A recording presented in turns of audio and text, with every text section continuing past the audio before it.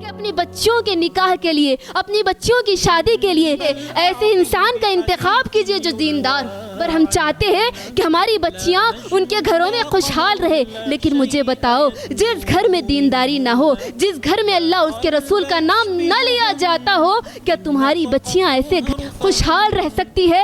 واللہ ہرگز نہیں رہ سکتی۔ ایسے گھروں میں آپ کی بیٹی کبھی خوش نہیں رہ سکتی، کبھی کامیاب نہیں ہو سکتی جہاں پر دینداری نہ ہو۔ اسلام جیسی اتنی بڑی نعمت آج ہمارے پاس موجود ہے، لیکن ہم اس نعمت کی کوئی قدر نہیں ہمارے پاس۔ ہماری نمازوں کا معاملہ ہی لے لیجئے میری بہنوں، ہماری کتنی نمازیں ہوتی دن میں؟ ہماری نمازیں تو چھوڑ پکڑ کا مسئلہ ہے نا، کبھی پڑھ لیا کبھی نہیں، اور مصیبت آئے جائے نماز پہ بیٹھ جاتی، اور مصیبت جیسے ہی غائب نماز بھی غائب۔ کیا صحیح میں ہماری یہ خواہش ہے اس دین کو لے کر ہم اس دین کا علم حاصل کریں، اس دین کے علم پر عمل کریں اور دوسروں کو بتائیں؟ کہ یہ خواہش ہے ہماری؟ حفصہ رضی اللہ عنہا اس عمر کی بیٹی جس عمر کے بارے میں اللہ کے نبی نے کہا لو کان نبی بعدی لکان عمر، اگر میرے بعد کوئی نبی ہوتا تو وہ عمر ہوتا۔ اللہ اکبر۔ حفصة كم ذا قمت وصمت فإذا بسماء أسرار زينب بنت خزيمة يروى۔ السلام علیکم ورحمۃ اللہ وبرکاتہ۔ وعلیکم السلام ورحمۃ اللہ وبرکاتہ۔ الحمد للہ رب العالمین والصلاة والسلام علی رسولہ الکریم، اما بعد، رب اشرح لی صدری ویسر لی امری واحلل عقدۃ من لسانی یفقهوا قولی رب زدنی علما رب زدنی علما رب زدنی علما۔ میری اسلامی ماؤں اور بہنوں، جیسا کہ آپ سب ماشاءاللہ جانتے ہیں کہ ہم نے ایک بہت بہترین سیریز سٹارٹ کی تھی، ہے نا؟ ہم نے ایک بہترین سیریز ایک سلسلہ ہم نے سٹارٹ کیا تھا، کون سا بولو؟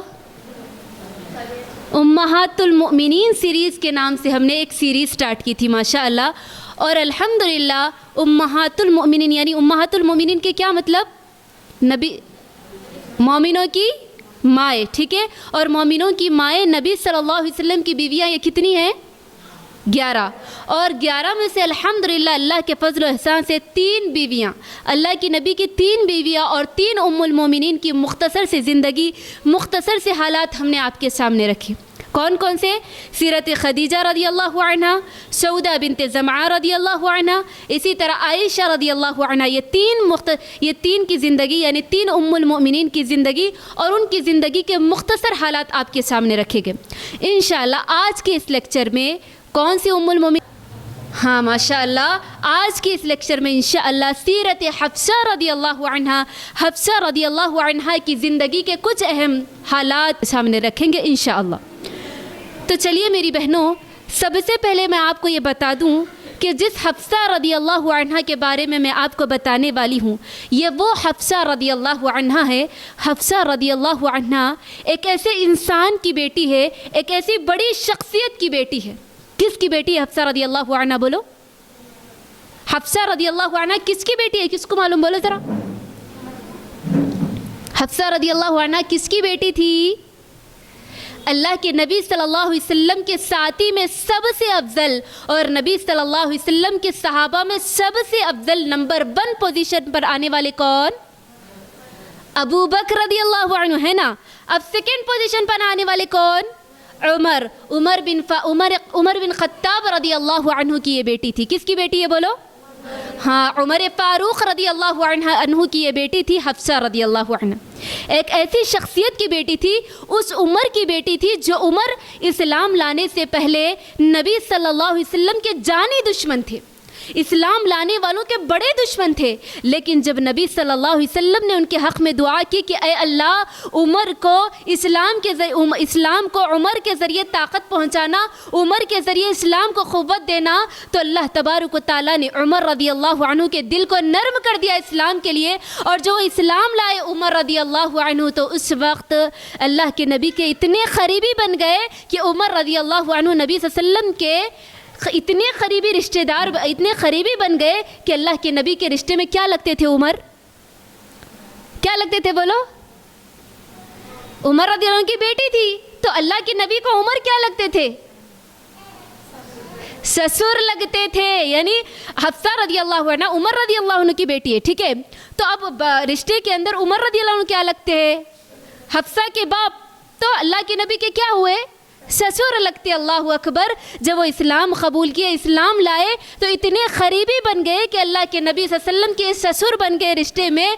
और हफ्सा रदी अल्लाह अन्हा को इतना बड़ा एजाज़ अल्लाह ताला ने दिया कि उम्मुल मोमिनीन बनने का खिताब अल्लाह ताला ने दिया। उसके बाद ये वो उमर रदी अल्लाह अन्हु मेरी बहनों, जब अल्लाह और उसके रसूल की मोहब्बत इनके दिल में आई तो अल्लाह अकबर, इस्लाम के लिए इनकी मोहब्बत, इस्लाम के लिए इनकी खिदमत, इस्लाम के लिए इनके इतने कारनामे अल्लाह अकबर, तारीख़ उसको कभी भुला नहीं सकती। आप इस बात का अंदाज़ा इससे लगाइए कि उमर रदी अल्लाह अन्हु के एक साथी थे, यानी जिस तरह उमर रदी अल्लाह अन्हु के फ्रेंड्स में से एक साथी उमर रदी अल्लाह अन्हु से सवाल करते हैं। उस वक्त, किस वक्त? जब इस्लाम अभी नहीं लाते उमर रदी अल्लाह अन्हु। उमर रदी अल्लाह अन्हु के इस्लाम लाने से पहले उनके एक साथी सवाल करते हैं। किससे? उमर रदी अल्लाह अन्हु से। किससे सवाल कर रहे बोलो? उमर रदी अल्लाह अन्हु से क्या सवाल करते हैं कि ए उमर, बताओ तुम्हारी सबसे बड़ी ख्वाहिश क्या है, तुम्हारी सबसे बड़ी आरज़ू क्या है?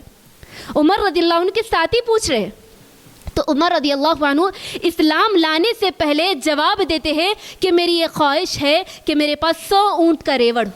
क्या हो? 100 ऊँट का रेवड़। यानी उस ज़माने में ऊँट को बहुत बड़ा माल समझा जाता है, यानी अगर किसी के पास ऊँट है तो मालदार समझा जाता था।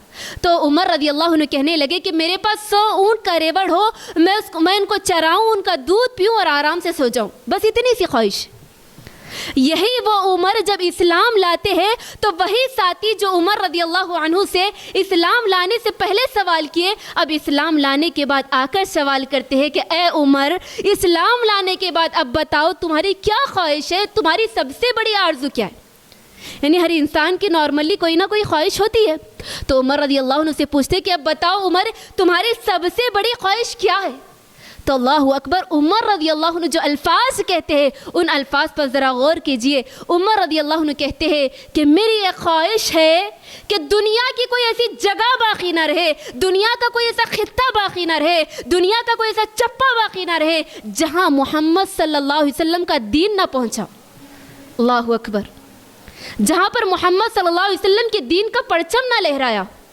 कैसी ख्वाहिश है? अल्लाह अकबर।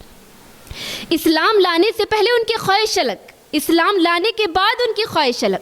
जैसे ही उनके दिल में इस्लाम आता है तो कैसे बड़े चेंजेस आते हैं, ज़रा गौर कीजिए। यानी उनकी चेंजेस की, उनकी तब्दीली का ये आलम था कि इस्लाम लाने से पहले उनकी ख्वाहिश दुनिया के मुताबिक थी, लेकिन जैसे ही उनके सीने में इस्लाम आया, इस्लाम जैसी नेमत आई तो उनकी ख्वाहिश बदल गई। अल्लाह अकबर। इससे बहुत बड़ा पैगाम मिलता है मेरी बहन। आज हम इस्लाम के मानने वाले हैं, इस्लाम को मानते हैं, लेकिन हमारी ख्वाहिशें सिर्फ दुनिया को लेकर है। हमारी ख्वाहिश ये है कि हम दुनिया के अंदर अच्छी ज़िंदगी गुजारें, माल और दौलत आ जाए, बिल्डिंग्स आ जाए, दुनिया की हर वो सहूलत हमारे घर में मौजूद हो। लेकिन मेरी बहनों, ज़रा अपने दिल पर हाथ रख कर बताना, इस दीन को लेकर हमारी क्या ख्वाहिश?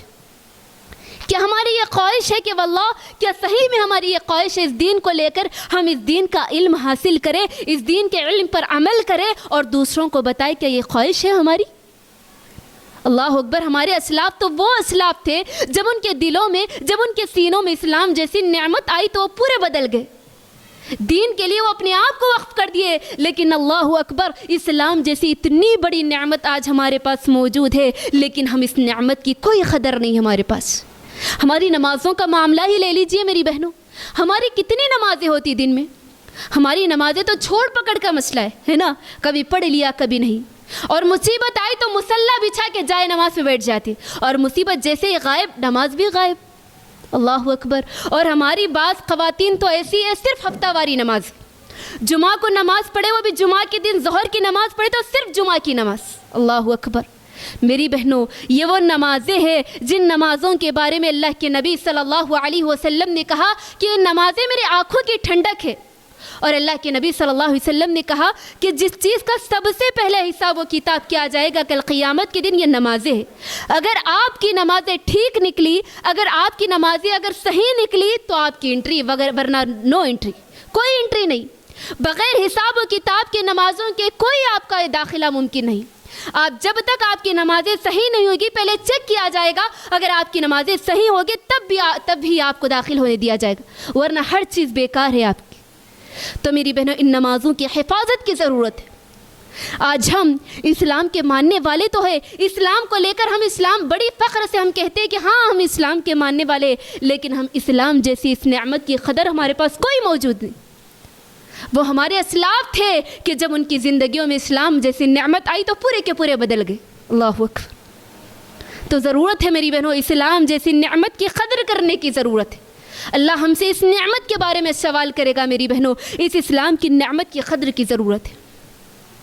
تو کہاں تھے ہم؟ حفصہ رضی اللہ عنہ کس شخصیت کی بیٹی تھی بولو؟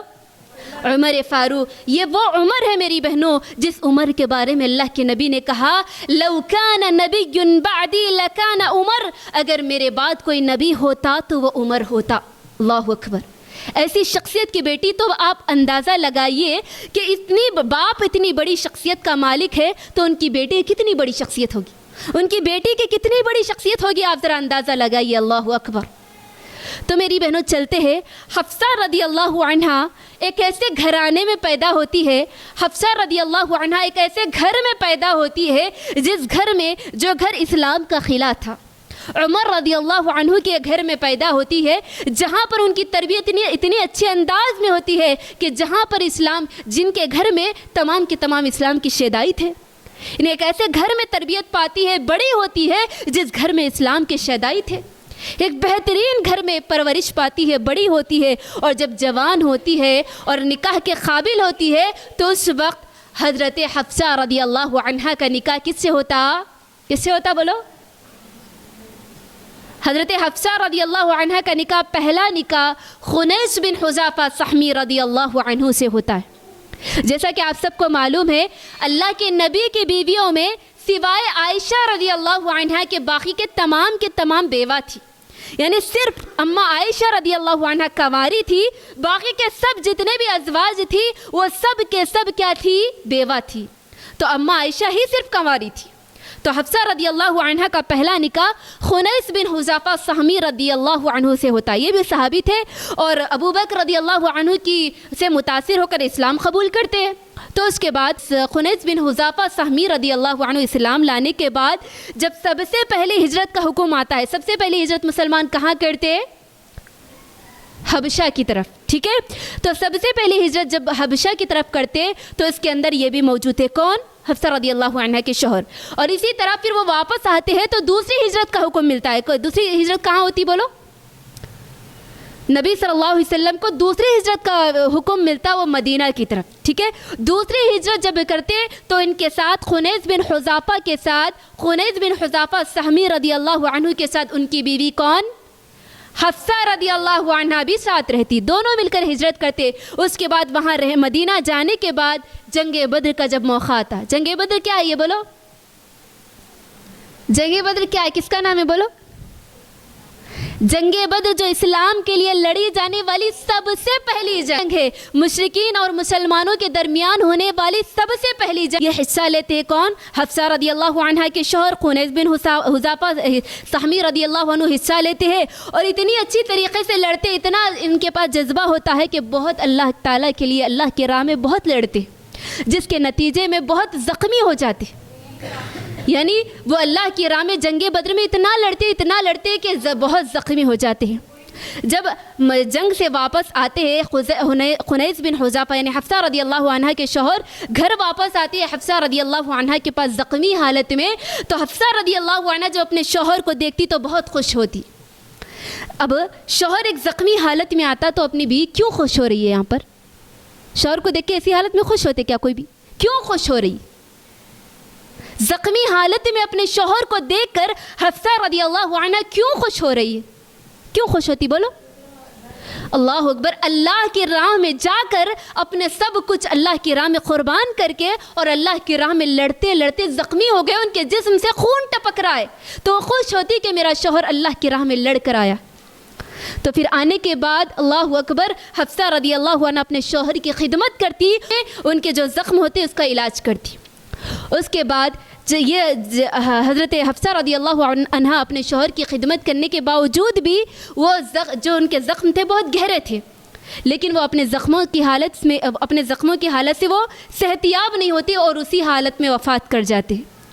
ٹھیک ہے، جیسے ان کی وفات ہو جاتی ہے تو حفصہ رضی اللہ عنہا کو بہت صدمہ ہوتا، ایک شوہر کے جانے کی وجہ سے بہت صدمہ ہوتا ہے، اور دوسری چیز حفصہ رضی اللہ عنہا بھی جوان تھی، یعنی ابھی نکاح ہونے کے چند ہی دن ہونے کے بعد شوہر کا انتقال ہو جاتا ہے، تو بہت صدمے میں رہتی، بہت صدمہ، ان کو بہت بڑا صدمہ لگتا ہے۔ لیکن اس صدمے کے باوجود بھی حفصہ رضی اللہ عنہا اپنے گھر میں عبادت گزاری میں، روزے میں ہمیشہ مصروف رہا کرتی۔ اللہ اکبر، ان کے صبر کی یہ حالت دیکھیے، ان کے صبر و تحمل کی ان کی برداشت کا یہ مادہ تو دیکھیے کہ وہ ہمیشہ اللہ کی عبادت گزاری میں، روزے میں، اور ہمیشہ اللہ تبارک و تعالیٰ کی عبادت کرتی رہتی، اور ہم ہر دن روزہ رکھا کرتی۔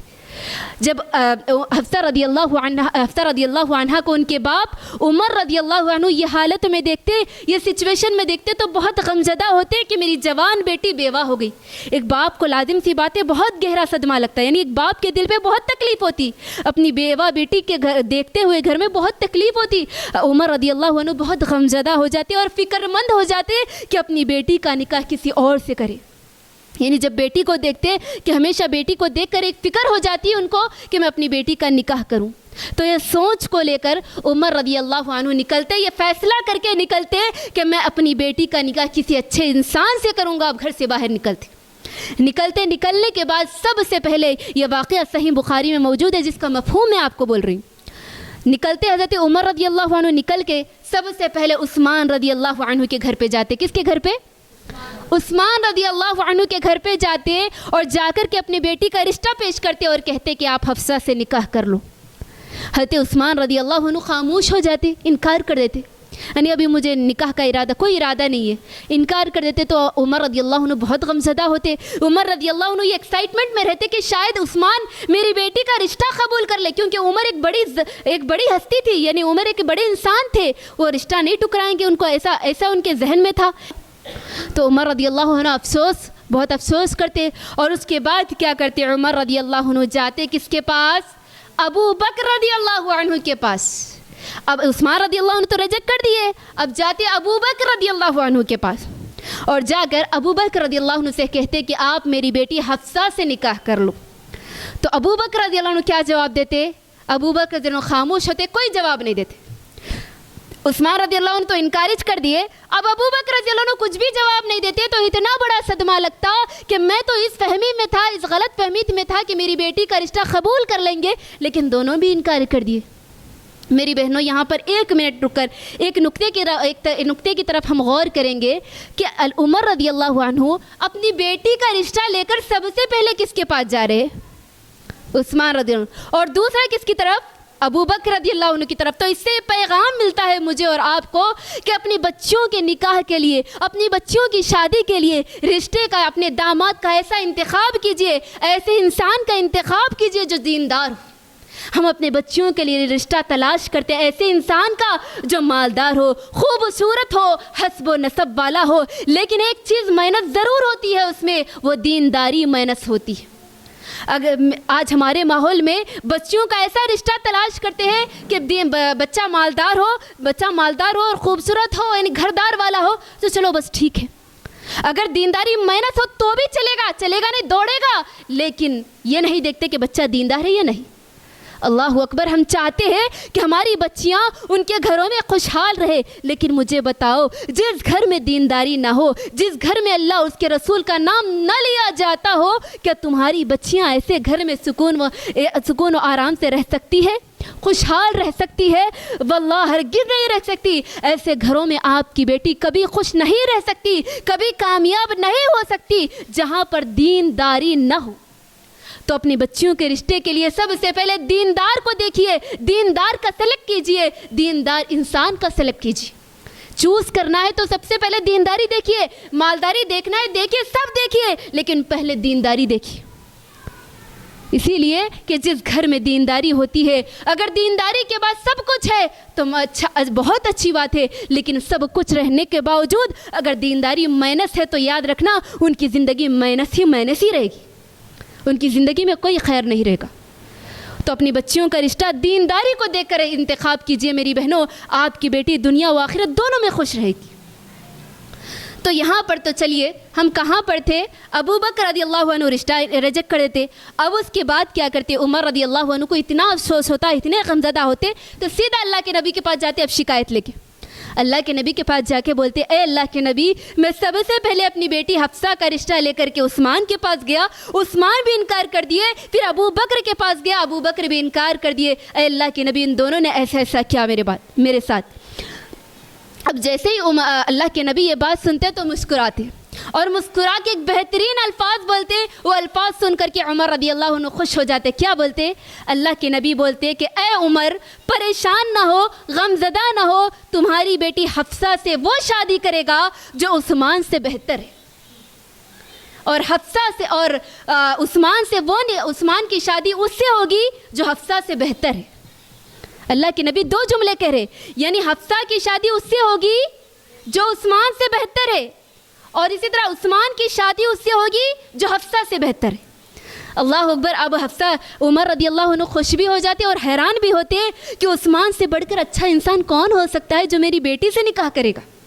جیسے کچھ دن گزرتے تو عمر رضی اللہ عنہ دیکھتے کہ اللہ کے نبی کی بیٹی ام کلثوم کا نکاح عثمان رضی اللہ عنہ سے ہوتا، تو حفصہ سے بہتر ہے نا، اللہ کی نبی کی بیٹی حفصہ سے بہتر ہو سکتی ہے نا، ہو سکتی کیا ہو، اللہ کی نبی کی بیٹی حفصہ سے بہتر ہے، تو ان کا نکاح کس سے ہو رہا؟ عثمان رضی اللہ عنہ سے۔ چلو اللہ کے نبی کی ایک بات پوری ہو گئی، تو سوچتے چلو اللہ کی نبی کی ایک بات تو پوری ہو گئی، اور عثمان رضی اللہ عنہ کی اللہ کی نبی کی ایک بیٹی جو رقیہ رضی اللہ عنہا رہتی، عثمان رضی اللہ عنہ کے نکاح میں ان کا انتقال ہو جاتا۔ اس کے بعد اللہ کے نبی اپنی دوسری بیٹی ام کلثوم کو عثمان کے نکاح میں دیتے۔ اسی وجہ سے عثمان رضی اللہ عنہ کا کیا لقب تھا؟ ذو النورین، یعنی دو بیٹیوں کو اللہ کے نبی نے اپنی دو بیٹیوں کو عثمان رضی اللہ عنہ کو دیتے۔ تو اس طریقے سے ایک بات مکمل ہو گئی۔ اب دوسری بات کا انتظار کرتے ہیں کہ وہ کون انسان ہوگا، وہ کون سی شخصیت ہوگی جو میری بیٹی سے نکاح کرے گی اور عثمان سے بہتر۔ تو چند دن گزرنے کے بعد اللہ کے نبی صلی اللہ علیہ وسلم عمر رضی اللہ عنہ کے پاس آ کر حفصہ رضی اللہ عنہ سے نکاح کا ارادہ ظاہر کرتے۔ جیسے ہی یہ سنتے عمر رضی اللہ عنہ بہت خوش ہو جاتے، اتنے خوش ہو جاتے کیونکہ ان کے ذہن میں یہ بات نہیں تھی، ان کے وہم و گمان بھی نہیں تھی کہ میری بیٹی سے اللہ کے نبی جیسی شخصیت نکاح کریں گے، اور اس دنیا میں سب سے افضل ترین شخصیت ہے۔ ان کو نہیں پتا تھا کہ اللہ کے نبی میری بیٹی سے نکاح کرے، تو بہت خوش ہو جاتے۔ اس کے بعد حفصہ رضی اللہ عنہ کا نکاح نبی صلی اللہ علیہ وسلم سے 3 ہجری میں ہو جاتا ہے۔ اس کے بعد نکاح ہونے کے بعد سعید بن مسیب رحمہ اللہ، یہ تابعی ہے، فرماتے ہیں کہ حفصہ رضی اللہ عنہ کا نکاح اللہ کے نبی صلی اللہ علیہ وسلم سے ہونے کے بعد ابو بکر رضی اللہ عنہ، عمر رضی اللہ عنہ کے پاس آتے۔ کون آتے؟ ابو بکر رضی اللہ عنہ، عمر رضی اللہ عنہ کے پاس آتے اور کہتے کہ اے عمر، جب تم اپنی بیٹی کا رشتہ لے کر میرے پاس آئے تھے، میں آپ کی بیٹی کا رشتہ بخوشی قبول کر لیتا، لیکن ایک وجہ تھی۔ کیا وجہ تھی؟ اللہ کے نبی نے میرے سامنے خواہش ظاہر کی تھی کہ میں حفصہ سے نکاح کرنے والا ہوں، اور اللہ کے نبی کا یہ راز تھا میرے پاس، اور میں اللہ کے نبی کے راز کو ظاہر نہیں کر سکتا تھا، اسی لیے میں نے آپ کا کوئی جواب نہیں دیا۔ اللہ اکبر۔ صحابہ کے درمیان کیسی محبت تھی، اگر کوئی چھوٹی موٹی بھی غلط فہمی ہو جاتی تو اس کو کیسے دور کرتے۔ اللہ اکبر، ان کی محبتوں کا اندازہ لگائی۔ تو اس طریقے سے حفصہ رضی اللہ عنہ کی شادی کے بعد، نکاح کے بعد، اب حفصہ رضی اللہ عنہ نبی صلی اللہ علیہ وسلم کی زندگی میں آنے کے بعد نبی صلی اللہ علیہ وسلم پر جیسے ہی وحی آتی، قرآن کی آیتیں نازل ہوتی، تو حفصہ رضی اللہ عنہ اس کو یاد کرتی، دوسروں کو بتاتی اور شرعی احکامات کو معلوم کرتی، اور اللہ کے نبی سے سوالات کرتی، علم دین حاصل کرتی، اور وہ تعلیم کے میدان میں بہت آگے تھی۔ اور حفصہ رضی اللہ عنہ کی ایک بہت بڑی خوبی یہ تھی کہ وہ لکھنا پڑھنا جانتی تھی۔ اب ہم کو تو یہ نارمل لگ رہا ہے، لیکن اس زمانے میں، جس زمانے میں مکہ میں کوئی پڑھا لکھا نہیں ہوتا تھا، سب ان پڑھ ہوا کرتے تھے، بہت کم لوگ پڑھنا لکھنا جانتے تھے، تو ایسے زمانے میں حفصہ رضی اللہ عنہ تعلیم کے میدان میں آگے تھی اور لکھنا پڑھنا اچھا جانتی تھی۔ اور یہ اعزاز حفصہ رضی اللہ عنہ کو حاصل تھا، وہ لکھنا پڑھنا جانتی تھی۔ تو ہم خواتین کے لیے پیغام ہے کہ ہم بھی دین و دنیا دونوں میدان میں آگے بڑھیں۔ جہاں ہماری صحابیات گھروں کی ذمہ داریوں کو سنبھالتے ہوئے، دوسری ذمہ داریوں کو انجام دیتے ہوئے تعلیم کے میدان میں آگے تھی، تو ہم خواتین کے لیے اسوہ ہے، خواتین کے لیے نصیحت ہے کہ ہم بھی دین و دنیا دونوں کے میدان میں آگے بڑھیں۔ جہاں پر ہماری صحابیات امہات المؤمنین قرآن کی حافظ تھی، قرآن کو یاد کرنے والی، اس کے بارے میں دوسروں کو بتانے والی، اللہ کے نبی کی احادیث کو یاد کرنے والی تھی، تو وہیں پر ڈاکٹر تھی، سرجن تھی، طب میں ماہر تھی۔ اللہ اکبر۔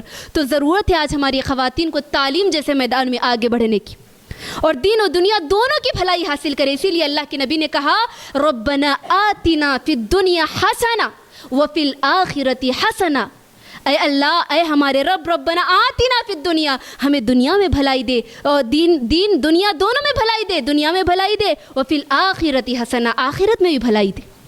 تو دونوں میں، دو میدان میں بھی آگے بڑھنے کی مجھے اور آپ کو ضرورت ہے۔ آج ہمارے ماحول میں ہم خواتین نے ان صحابیات کی زندگی کو سامنے نہیں رکھا میری بہنوں، ہم نے ان کی زندگیوں کا مطالعہ نہیں کیا، ان کی زندگیوں کے بارے میں کبھی پڑھا نہیں، تو ہمیں اسی لیے نہیں معلوم کہ کس میدان میں آگے تھی۔ مجھے اور آپ کو یہی نہیں معلوم کہ کس کی زندگی کو ہمیں اسوہ بنانا ہے، ان کے نقش قدم پر مجھے اور آپ کو چلنا ہے۔ اسی وجہ سے ہم صحابیات کی زندگی کو ہم نے نہیں پڑھا، جبکہ صحابیات تو ہماری ہر چیز میں ماہر تھی۔ اسی لیے تو اللہ نے ان سے کہا نا رضی اللہ عنہم ورضوا عنہ، اللہ ان سے راضی ہو گیا اور وہ اللہ سے راضی ہو۔ اللہ اکبر، اتنا بڑا خطاب اللہ نے ان کو دیا۔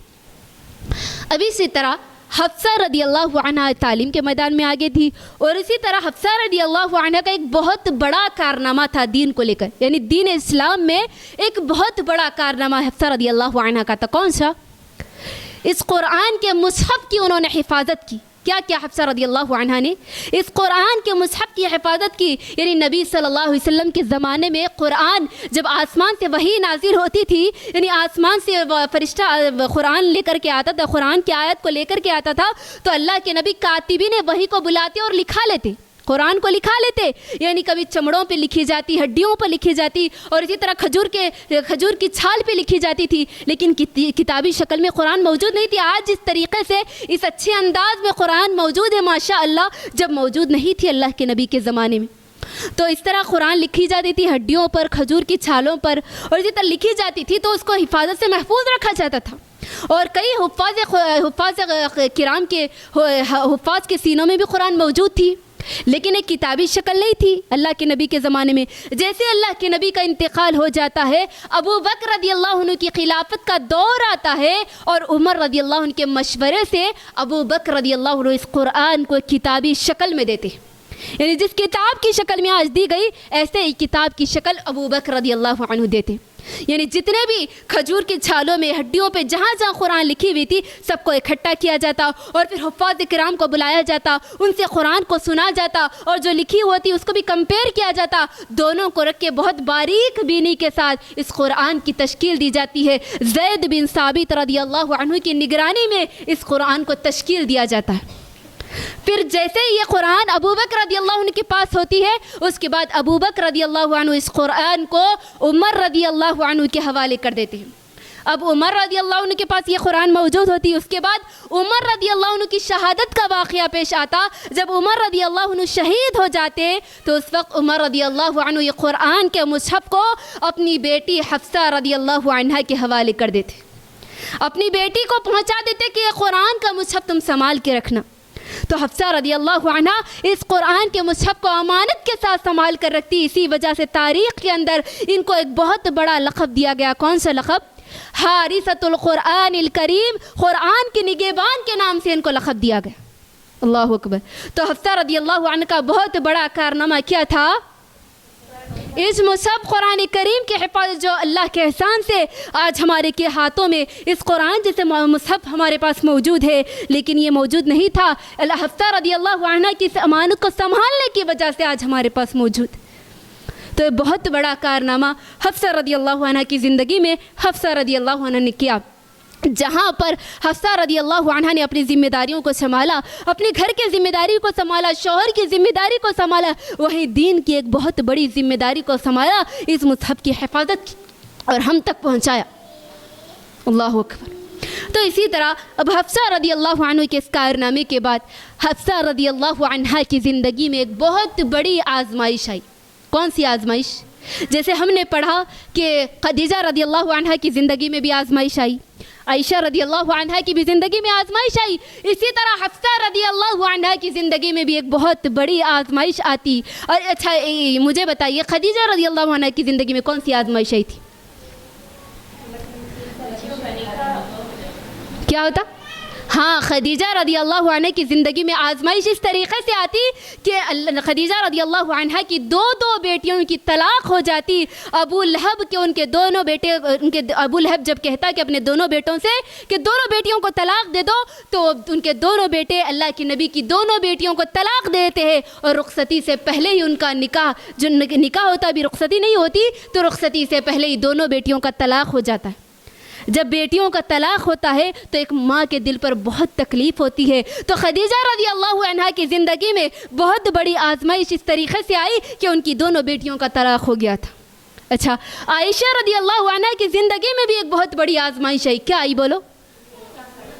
ان کی عزت پر داغ لگایا گیا, ان کی آبرو کے ساتھ کھلواڑ کیا گیا, ان پر الزام لگایا گیا. اب عائشہ رضی اللہ عنہ کی زندگی میں بہت بڑی یہ مصیبت تھی.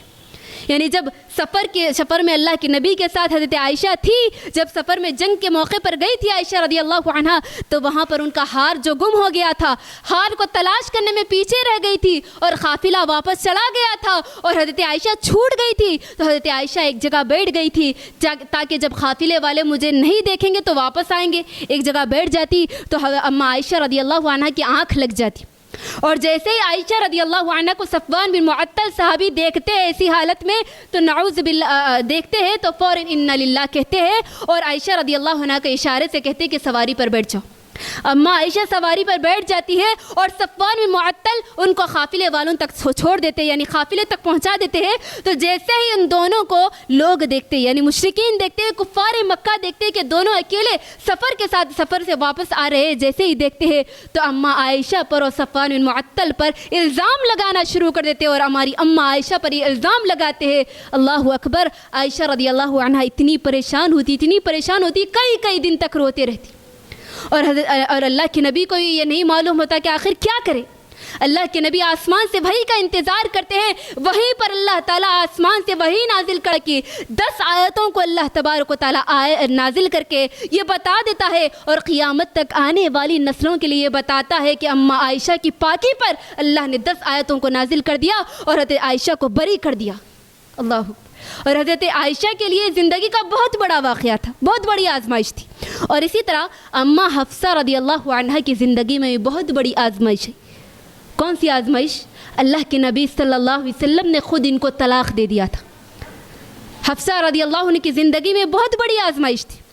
حفصہ رضی اللہ عنہ ہوا یہ تھا کہ اللہ کے نبی نے ان سے ایک راز کی بات کہی تھی, لیکن حفصہ رضی اللہ کے نبی نے کہا تھا کہ اس راز کی حفاظت کرنا, لیکن چونکہ حفصہ رضی اللہ عنہ ایک انسان تھی, غلطی ہو گئی تھی, انہوں نے دوسروں کو بتا دیا, تو اللہ کے نبی نے ان کو طلاق دے دیا. اب حفصہ بہت پریشان ہوتی, اور ان کے باپ عمر بن خطاب بہت پریشان ہوتے کہ میری بیٹی کو اللہ کے نبی نے طلاق دے دی.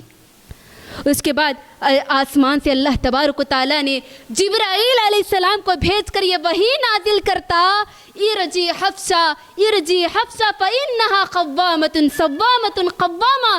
اے اللہ, نبی صلی اللہ علیہ وسلم سے جبرائیل علیہ السلام آ کر کہتے ہیں کہ اے اللہ کے نبی, حفصہ کو واپس لے لو, حفصہ کو رجوع کر لو, اسی لیے کہ وہ خاتون ہے جو نماز پڑھنے والی ہے, عبادت گزار ہے, اور روزے رکھنے والی ہے, لہٰذا تم واپس لے لو, اپنے نکاح میں واپس کرو.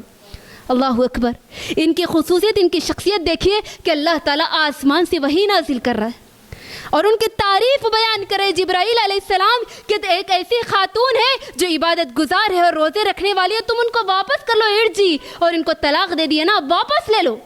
اور جبرائیل علیہ السلام ان کے بارے میں تعریف کرتے ہوئے کہتے ہیں کہ جنت میں آپ کی بیوی ہے, لہٰذا تم واپس کر لو. اللہ کے نبی جیسے ہی سنتے کہ جنت میں میری بیوی ہے تو فوراً واپس لے لیتے حضرت حفصہ رضی اللہ عنہ. تو اس بات کا اندازہ لگائیے کہ حضرت حفصہ رضی اللہ عنہ کی جو خصوصیات اللہ تعالیٰ نے اور ان کی تعریف میں آسمان سے جبرائیل علیہ السلام کو بھیج رہا ہے یہ کہنے کے لیے کہ بہت عبادت گزار خاتون ہے، روزے رکھنے والی ہے، یہ بہت زیادہ عبادت کرنے والی، اللہ روزے رکھنے والی، اور اسی طرح جنت میں شوہر ایک جنت میں اللہ کے نبی کی بیوی ہے۔ تو اس سے کیا پیغام ملتا ہے مجھے اور آپ کو اس واقعے سے؟ اس واقعے سے مجھے اور آپ کو یہ پیغام ملتا ہے کہ ہم شوہروں کے رازوں کی حفاظت کریں۔ کیا کریں؟ خواتین پر ایک بہت بڑا حق یہ ہے کہ ہم اپنے شوہروں کے رازوں کی حفاظت کریں۔ شوہر جو چیز نہیں چاہتا کہ جا کے میکے میں بیان کرے یا پھر کسی اور سے بیان کرے، وہ بات جو شوہر نہیں چاہتا کہ کسی اور سے بیان کرے، تو عورت پر، بیوی پر حق ہے کہ ان کے راز کی حفاظت کرے۔ جو چیز وہ پسند نہیں کرتا تو ان کے باتوں کی حفاظت کرے، ان کے رازوں کی حفاظت کرے۔ حفصہ رضی اللہ عنہ کی زندگی سے یہ بہت بڑا پیغام ملتا ہے۔ شوہر کا یہ حق ہے کہ ان کے راز کی حفاظت کرے، جسے وہ بیان کرنا نہیں چاہتا اسے وہ بیان نہ کرے۔ تو اس طرح یہ واقعات تھے، اور اسی طرح حفصہ رضی اللہ عنہ سے 60 احادیث مروی تھی۔ کتنی احادیث؟ انہوں نے 60 احادیث کو اللہ کے نبی صلی اللہ علیہ وسلم سے بیان کیا۔ اور اسی طرح حفصہ رضی اللہ عنہ 60 سال کی عمر میں 45 ہجری میں انتقال کر گئی، وفات پا گئی۔ اور جس وقت تعجب کی بات، اور اللہ اکبر، تعجب کی بات یہ ہے کہ جس وقت حفصہ رضی اللہ عنہ کی وفات ہوئی اس وقت وہ روزے سے تھی۔ اللہ اکبر، کتنی بڑی بات ہے ماشاءاللہ۔ یہ بہت ہی عبادت گزار خاتون تھی، روزے رکھنے والی تھی، اور جس وقت ان کا انتقال ہوا اس وقت بھی یہ روزے سے تھی۔ تو میری بہنوں، یہ تھی حفصہ رضی اللہ عنہ کی مکمل سیرت۔ تو حفصہ رضی اللہ عنہ کی سیرت سے ہمیں، مجھے اور آپ کو کیا پیغام ملتا ہے؟ 4 چیزوں کا پیغام ملتا ہے۔ سب سے پہلی چیز صبر۔ انہوں نے اپنی زندگی میں صبر و تحمل سے کام لیا۔ شوہر کا انتقال ہو جاتا ہے، ایسی حالت میں بھی صبر کرتی ہے، اللہ سے جڑ جاتی ہے، عبادت گزاری میں مصروف رہتی ہے۔ صبر ان کی زندگی سے مجھے اور آپ کو بہت بڑا پیغام ملتا ہے۔ شکر ان کی زندگی سے بہت بڑا پیغام ملتا ہے۔ اس کے بعد نماز اور روزے کی حفاظت کرنے والی تھی۔ آج ہماری خواتین بچوں کا بہانہ لے کر، شوہر کا بہانہ لے کر، گھر کا بہانہ لے کر ہم نمازوں کی کوئی حفاظت نہیں کرتے، لیکن ان سب کے رہنے کے باوجود بھی اماں حفصہ نے کبھی نمازوں کو نہیں چھوڑا کرتی تھی، روزے سے رہا کرتی تھی، بڑی عبادت گزار تھی میری بہن۔ اللہ کے نبی نے کیا کہا؟ جو عورت 5 وقت کی نماز ادا کرے گی اور روزے رکھے گی، اپنے شوہر کے مال کی حفاظت کرے گی، اپنے شوہر کی فرمانبرداری کرے گی، وہ جنت کے جس دروازے سے چاہے داخل ہو جائے۔ اللہ اکبر۔ تو یہ بہت بڑا پیغام ملتا ہے مجھے اور آپ کو ان کی زندگی سے، صبر اور شکر اور نماز، روزہ۔